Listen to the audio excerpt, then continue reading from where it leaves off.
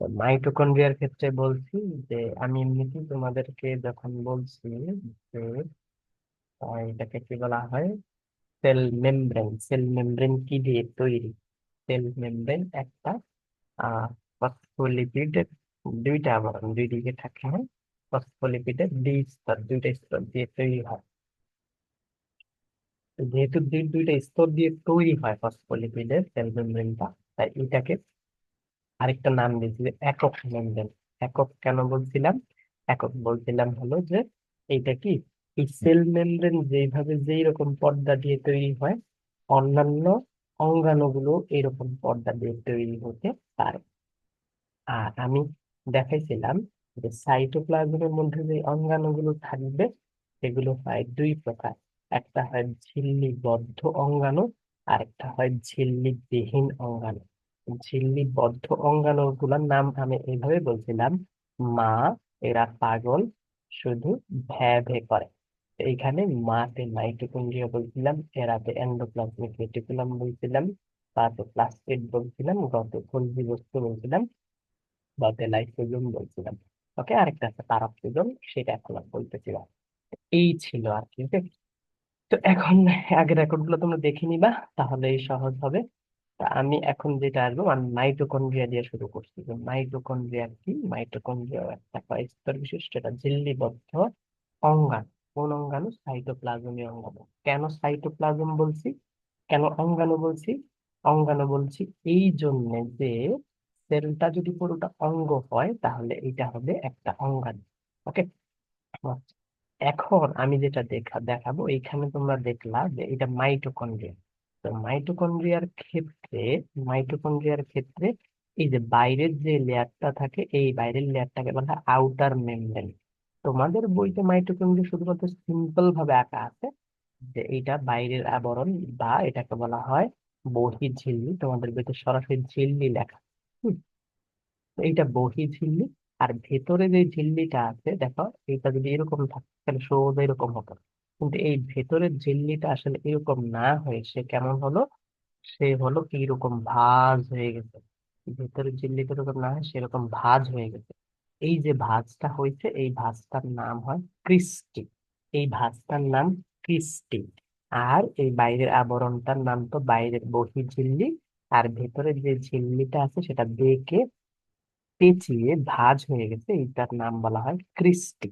এই ক্রিস্টির গায়ে ছোট ছোট ছোট ছোট ছোট ছোট ছোট ছোট কিছু কি থাকে, ছোট ছোট ছোট ছোট কিছু অক্সিজোম থাকে। এগুলোর নাম কি বলা হয়? অক্সিজোম। ক্রিস্টির গায়ে এগুলো কি থাকে? ক্রিস্টির গায়ে থাকবে অক্সিজোম থাকবে। এই অক্সিজোমের মধ্যে কি থাকবে? এই অক্সিজোম, আচ্ছা আমি অক্সিজোম সম্বন্ধে একটু পরে বলতেছি, অক্সিজোম সম্বন্ধে ব্যাখ্যা বলবো পরে। এরপরে কি থাকে? এরপরে এই কৃষ্টিটা আছে, কৃষ্টার মধ্যে যে এই যে এখন যেটা দেখবে সাদা অংশটা যেটা আছে, এই পুরোটাকে বলা হয় ম্যাট্রিক্স। ম্যাট্রিক্স মানে মাতৃকা। ম্যাট্রিক্স মানে মাতৃকা। ম্যাট্রিক্স অর্থ মাতৃকা। কেন?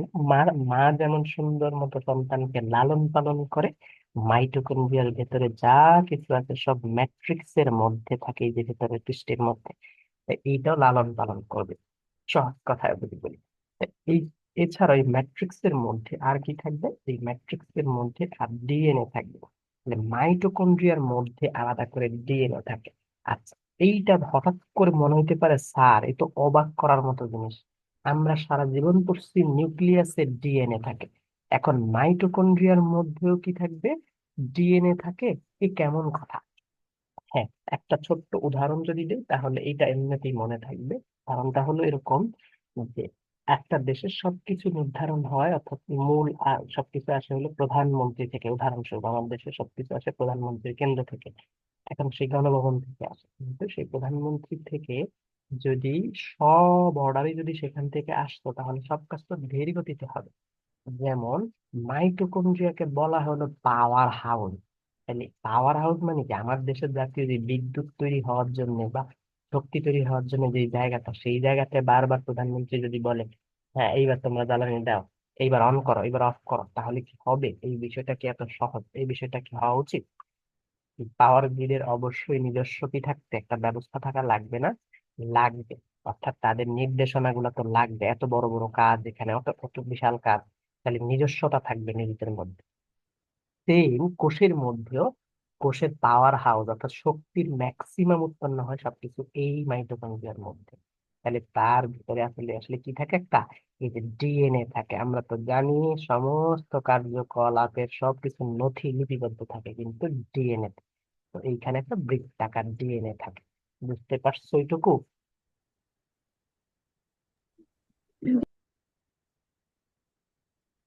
বুঝতে পারছো সবাই?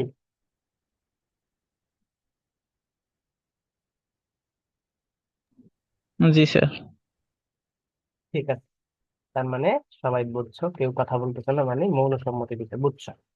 এখন দেখ, এরপরে আসলো কি, এরপরে আসলো এই যে এইটা গেল, এরপর বললাম স্যার অক্সিজম বলেন নাই। অক্সিজম কি, এই যে কৃষ্টির গায়ে গায়ে, কৃষ্টির গায়ে গায়ে লেগে থাকে, কৃষ্টির গায়ে গায়ে এরকম লেগে থাকবে, এগুলাকে বলা হয় অক্সিজেন। এগুলা কৃষ্টির গায়ে গায়ে এরকম লেগে থাকবে, এগুলার নাম দিব আমরা কি, অক্সিজেন নাম দিব। ওকে, এই অক্সিজমটা হলো টারবাইনের মতো। তোমরা কি দেখছো যে এই যে বড় ডোম বাদ দিয়ে কি করে এরকম এরকম বড় বাদ দিয়ে রাখে, তারপর পানি এখানে ইচ্ছা মতো জমে, এরপরে এই পানিগুলো ছাড়ে, সেই পানিগুলোর কারণে একটা মোটর ঘুরে, সেই মোটরটা ঘুরে ঘুরে ঘুরে ঘুরে তারপরে বিদ্যুৎ তৈরি হয়।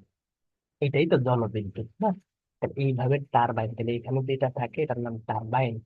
টারবাইন আসলে কি করে, সে ফ্লো পায় ঘুরে তারপরে বিদ্যুৎ জেনারেট করে। সেম ভাবে অক্সিজেনটাও আসলে এইরকম টারবাইনের মতো কাজ করে। সে ঠিক এইভাবে মাইটোকন্ড্রিয়ার মধ্যে, এটা খুব হায়ার ক্যাটাগরির কথা, তোমরা জাস্ট একদম মনে রাখো, মাইটোকন্ড্রিয়ার মধ্যে ইলেকট্রনের যে প্রবাহ আছে সেই ইলেকট্রনের প্রবাহটা নিয়ে সে এইভাবে বিদ্যুতের মতো এরকম শক্তি তৈরি করবে। অর্থাৎ সে তৈরি করবে এটিপি। সে তৈরি করবে এটিপি। আমরা যেমন খুব সহজে শক্তি বলে ফেলি, বায়োলজির ভাষা সেটাকে বলবা এটিপি। বায়োলজির ভাষা সেটা বলবা এটিপি। এগুলো সব পড়াবো, এটার নাম অ্যাডিনোসিন ট্রাইফসফেট। এখন তোমার লেখা লাগবে না, এখন তুমি এটিপি লেখো, কারণ পুরো একটা চ্যাপ্টারই আছে এটা নিয়ে। তো এটা হলো এটিপি। ওকে, এইটুকু তাহলে আমরা বলতে পারলাম যে অক্সিজনটা আসলে কি করবে। অক্সিজনের মধ্যে এক ধরনের এনজাইম থাকে আসলে, এই এনজাইম গুলো দিয়ে আসলে, যেটার নাম এটিপিএস বলা হয়। তো সমস্যা নাই, তোমরা শুধু মনে রাখো অক্সিজনে এনজাইম থাকে যা মাইটোকন্ড্রিয়ার মধ্যে সমস্ত বিক্রিয়ায় সাহায্য করে। এইটুকু বুঝলা?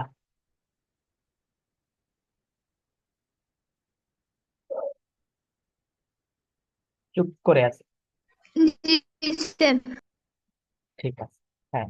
সেই ইমরান লাইক দিছে, আচ্ছা তোমরা চাইলে যদি কথা না বলতে চাও লাইকও দিতে পারো। আচ্ছা, তাহলে মাইটোকন্ড্রিয়া সম্বন্ধে আমাদের বলা হয়ে গেল। তা অক্সিজনটা বলে ফেলছি যে অক্সিজনটা আসলে কি করে, সে এটিপি তৈরি করে, আর কিছুই না। সে এটিপি তৈরি করে, সে টারবাইনের মতো ঘুরে এটিপি তৈরি করে। এইটা ঠিক আছে, এইটুকু পর্যন্ত ক্লিয়ার। এখন আমরা মাইটোকন্ড্রিয়ার নামটা কেন আসছে সেটা দেখি। মাইটোকন্ড্রিয়ার নামটা আসতে হলো আসলে যখন একেবারে সেলের মধ্যে যখন মাইটোকন্ড্রিয়াটাকে সর্বপ্রথম দেখলো, তখন এটা দেখতে কেমন মনে হচ্ছে, এটা দেখতে একটা দানাদার, একটা সুতা সুতার মতন হচ্ছে, একটা দানাদার একটা সুতার মতন হয়েছে। দানাদার সুতার মতো যখন মনে হচ্ছে তখন তারা নাম দিল, আচ্ছা মাইটোস মানে তো হলো সুতা, আর কন্ড্রিয়ন, কন্ড্রিয়ন মানে তো হলো দানাদার। মাইটোস মানে তো সুতা, আর কন্ড্রিয়ন মানে হলো দানাদার। তাহলে এটার নাম তখন আমরা কি দিব, তাই আমরা এর নাম দেব হলো মাইটোকন্ড্রিয়া। মাইটোকন্ড্রিয়া দিলাম। তাহলে মাইটোস আর হলো কন্ড্রিয়ন, CHONDRION,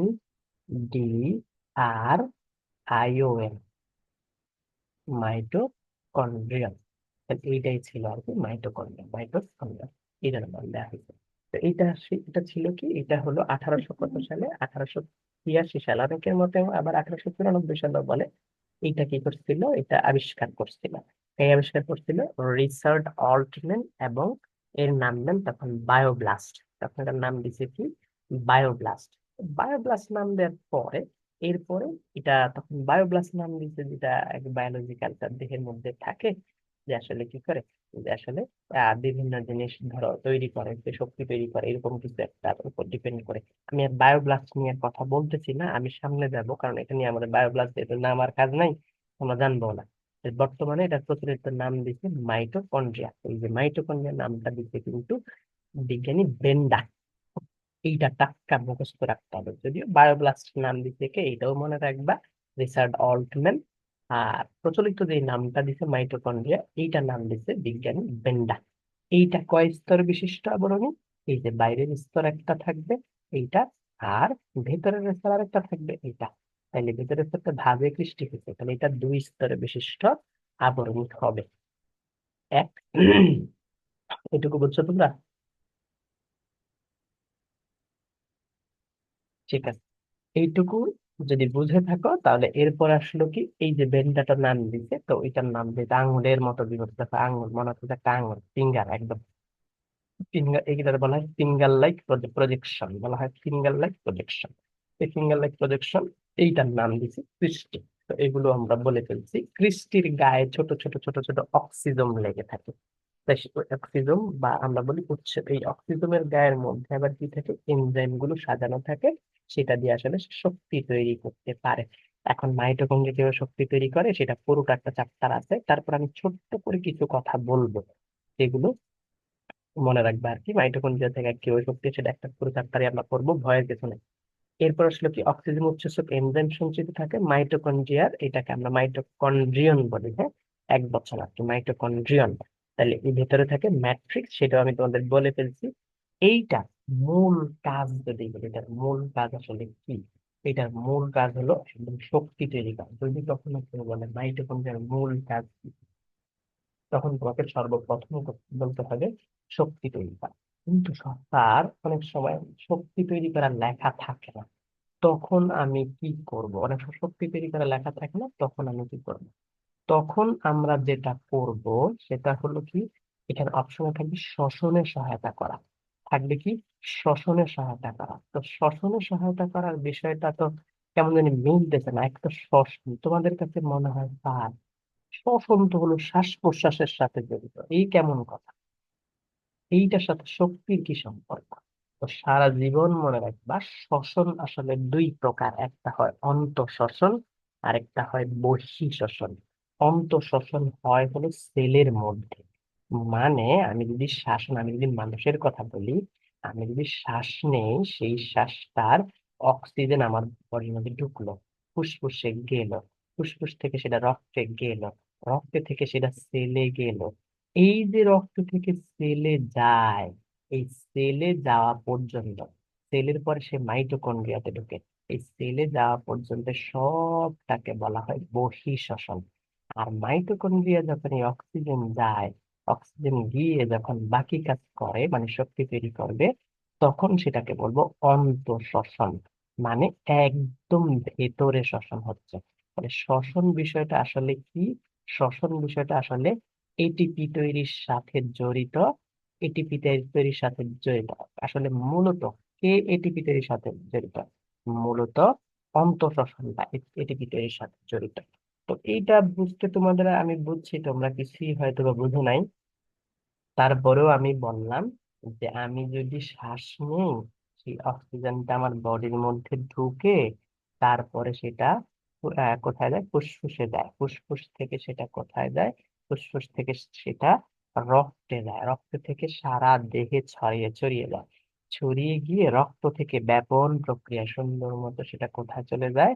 কোষগুলোতে চলে যায়। এই কোষগুলোতে গিয়ে সে মাইটোকন্ড্রিয়ার সাইটোপ্লাজমে যায়, তারপর মাইটোকন্ড্রিয়াতে ঢুকে, তখন গিয়ে শক্তিটা তৈরি হয়। তাহলে এর আগে তৈরি হয় না? হ্যাঁ, এর আগে সাইটোপ্লাজমে কিছু শক্তি তৈরি হয়, বাকিটা সবটা মাইটোকন্ড্রিয়ার সাথে তৈরি হয়। তাহলে মাইটোকন্ড্রিয়াতে সবচেয়ে বেশি শক্তি তৈরি হয়। তাই আমি বলতে পারি মাইটোকন্ড্রিয়ার মধ্যেই আসলে শ্বসন কার্য চলে। এই জন্য আমরা বলি যে জীবের শ্বসন কার্য সাহায্য করা মাইটোকন্ড্রিয়ার প্রধান কাজ। অনেক সময় এটা মাথায় ঘুরে যায়, কি ব্যাপার, আর শ্বসন আবার মাইটোকন্ড্রিয়া কেমনে করে? শ্বসন তো আমি শ্বাস নেই। আসলে কোনটার কথা বলছে? এই অন্তঃশ্বসনের কথা বলছে, মানে যেইটা যেই শ্বসনে শক্তি উৎপন্ন হয়। তার মানে আমি যদি অক্সিজেন গ্রহণ করি, ত্যাগ করি, এই বিষয়টা কিন্তু শ্বসন না। শুধু শ্বসন এইটুকু না, শ্বসন কিন্তু কোষেও হয়। কোষে গিয়ে তারপরে সেই অক্সিজেনটা ইউজ করে শক্তি তৈরি হয়, ওইটাও একটা শ্বসন। তাহলে শ্বসন, এই জন্য তোমাদের বইতে বলা হয়েছে যে জীবের শ্বসন কার্যে সাহায্য করে কে? এই মাইটোকন্ড্রিয়া, এবং তার প্রধান কাজ, কারণ শ্বসনে যে শক্তি উৎপন্ন হয় ম্যাক্সিমাম শক্তি মাইটোকন্ড্রিয়া উৎপন্ন হয়। এই সেশন শেষ। আমি আরেকটা লিঙ্ক দিচ্ছি, সবাই ঢুকবে কিন্তু, চলে যাবে না।